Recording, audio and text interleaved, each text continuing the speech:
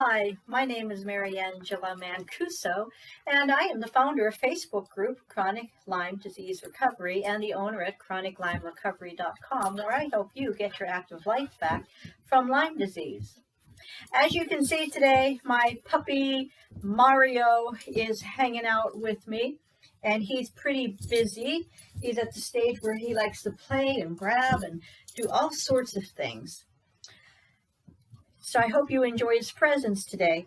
I know that when we have Lyme disease, our pets are really comforting to us and are very supportive. So today, I'm again always glad when you join me and take action to get the recovery you're looking for in your Lyme disease. And one of the big things that is important in Lyme disease recovery is being able to manage our mental states, our moods, okay, our mind actions too. And that was especially true for me because I had a lot of the brain inflammation. I had the neuro-Lyme. So I was into a lot of confused thoughts. You know, we lose our memory about things. And then also you can get into some anger and some rage issues too. So I have a technique today to show you to help you to manage those times when you're very frustrated, anger begins to boil up, you need an outlet for it, or you may have acted out and you want to take a recovery from it and kind of reevaluate how to deal with some of the anger that's connected to Lyme.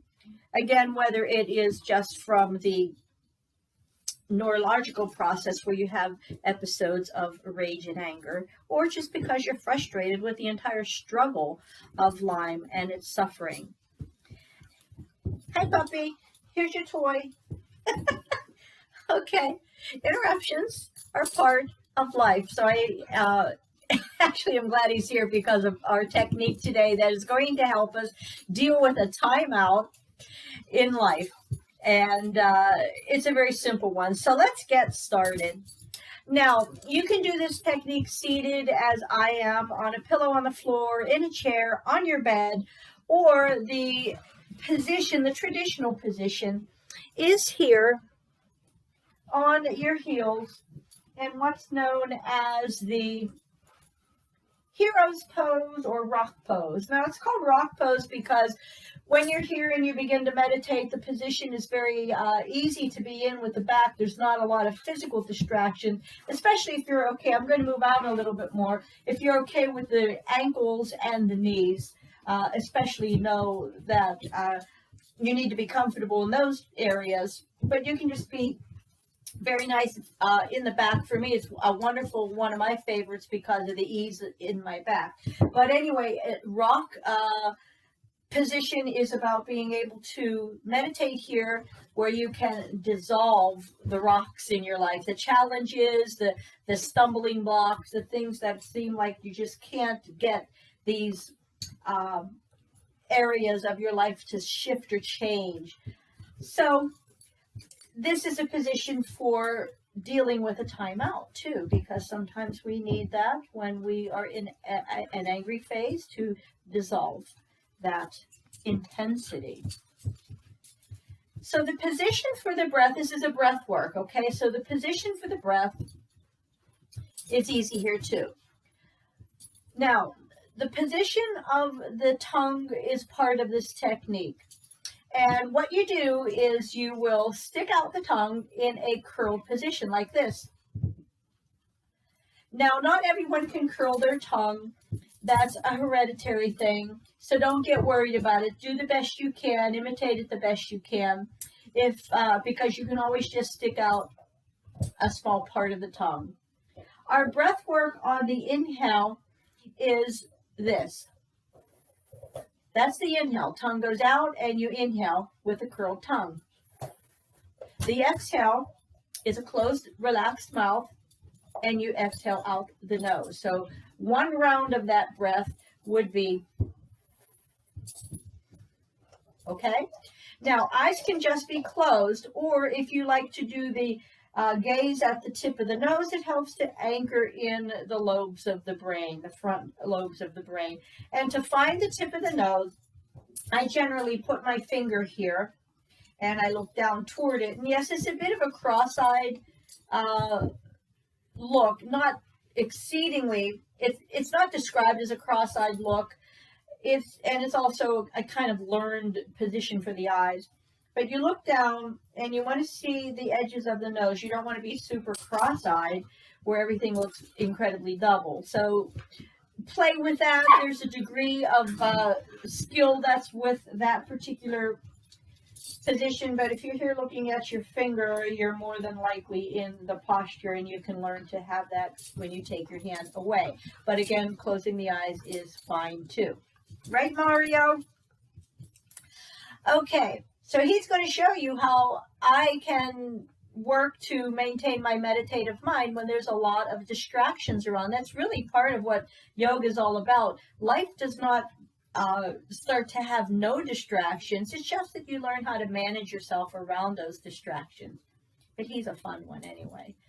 All right, so hands relaxed, spines up tall. You're going to find the eye position you like. I'm going to look down at the tip of my nose. Let's take our first inhale through the mouth. Exhale out the nose. Inhale through the mouth. Exhale out the nose. Inhale through the mouth.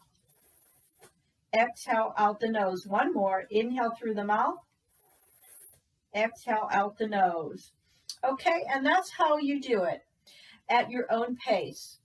Do a few and then start to work up to about 3 minutes. Now, we're going to go a little longer so that we can do a session together so that you get to know what it feels like. Now, I'm going to set my timer.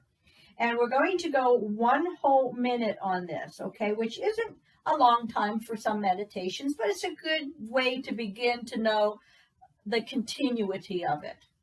Okay, so here we go. Now, also one trick in rock pose is to let the knees be a little bit apart. Here can be a little too squeezed. I take mine apart a little bit. Okay, so here we go. In position, eye position, and then tongue out. Close the mouth, out the nose. Tongue out. Close the mouth, out the nose. Continue onward.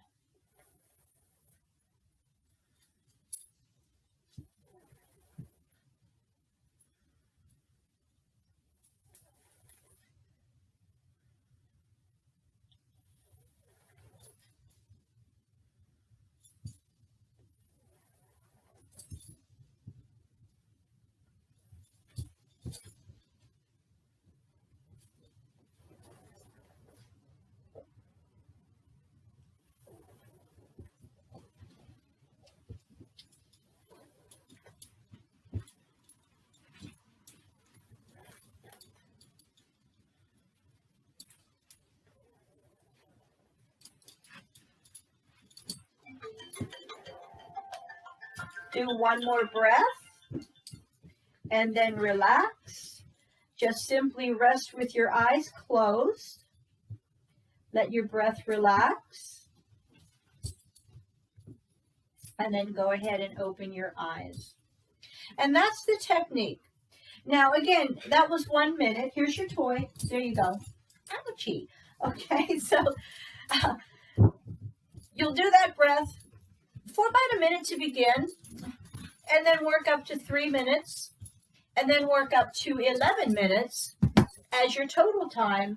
And what happens when you're in that phase, in that space of this breath work, this meditation, this mental timeout, is that it can be a great distraction simply because you have to go mouth, nose, mouth, nose. So what's really important for about that with Lyme is that you're working the brain neurons, you're keeping pathways active. Now, simple movements work tons of neurons. So if you're having problems with thinking, and again, that memory loss, and if you're very fatigued, a simple exchange is a lot of work for the mind. So if you are also going into anger and frustration, that it can distract you out of it, and then it can begin to balance and change the pathway of the emotional brain. And the emotional brain notices all the things we do with our face and our hands and the upper body, or the primary areas for that, in belly space too.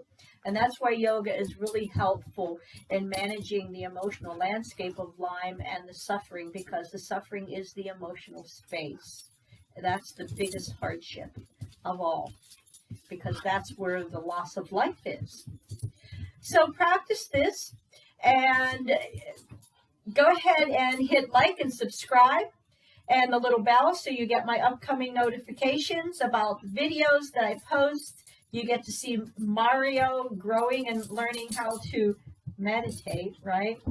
So thank you for joining me today, and I wish you the best recovery. And also put your comments down below what you would like to see in the videos, and I'll help you out. Have a great day.